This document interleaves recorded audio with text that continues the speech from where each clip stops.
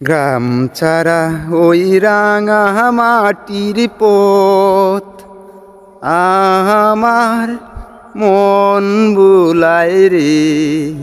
ও যে কার পানে মন হাত বাড়িয়ে লুটিয়ে যায় দুলায় রে। আমার মন বুলায় রে।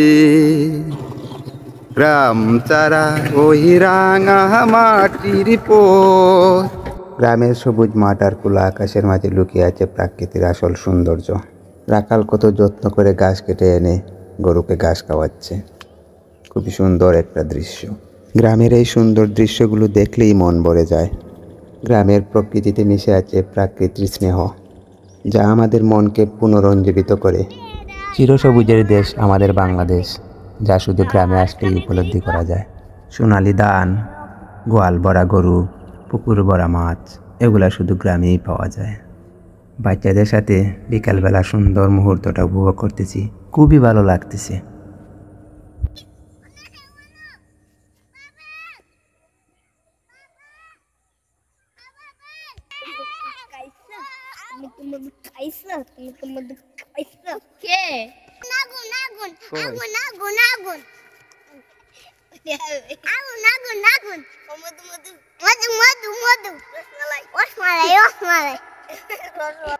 গ্রাম হলো আমার স্বপ্নের জায়গা।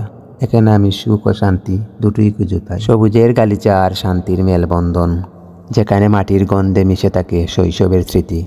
নিজ গ্রামের শান্তি আর কোথাও খুঁজে পাওয়া যায় না।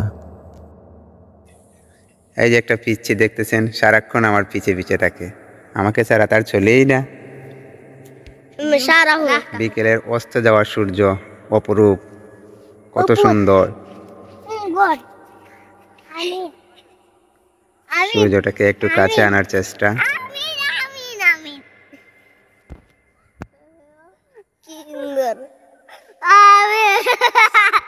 দেখুন পিচ্ছিরা কি স্টাইলে ভিডিওতে উঠতেছে।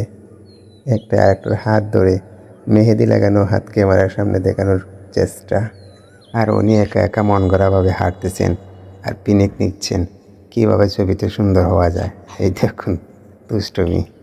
আঁকা বাঁকা মেটু পথে বাচ্চাদের সাথে হাঁটতে খুবই ভালো লাগে। রামেশা,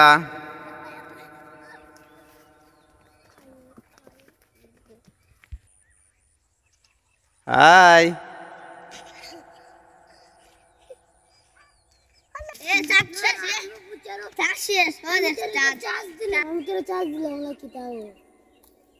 আমাদের ঘোরাফেরা শেষ, আমরা এখন বাড়ি চলে যাচ্ছি।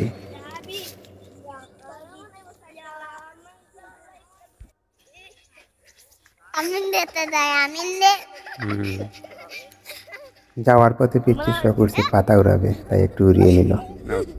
এদিকে হাঁটতে হাঁটতে তাদের পা ধুলোয় পড়ে গেছে, তাই একটু পরিষ্কার করে নিচ্ছে।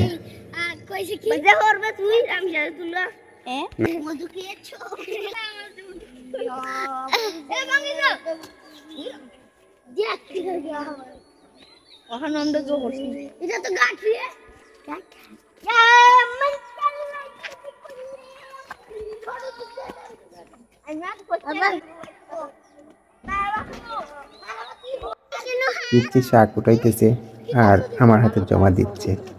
এগুলো আমরা জমা করে বাসায় নিয়ে বিকেলে রান্না করে শাক দিয়ে আমরা ভাত খাবো। আমরা বাড়িতে চলে যাচ্ছি, বাড়িতে গিয়ে শাক রান্না বান্না করবো আর খাওয়া দাওয়া করবো।